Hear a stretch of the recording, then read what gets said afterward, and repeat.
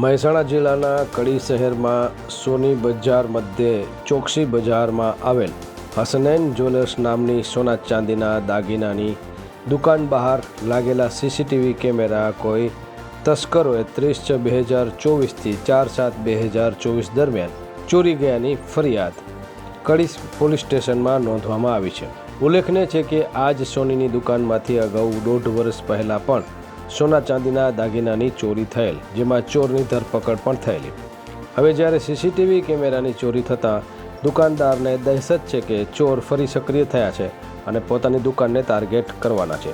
તે પહેલાં પોલીસ સત્વરે કામગીરી કરે તેવું દુકાનના માલિક મેમણ મોહમ્મદ સાકિબ રહેવાસી કડીએ કડી પોલીસ સ્ટેશન મહેસાણાને અરજી કરેલ છે।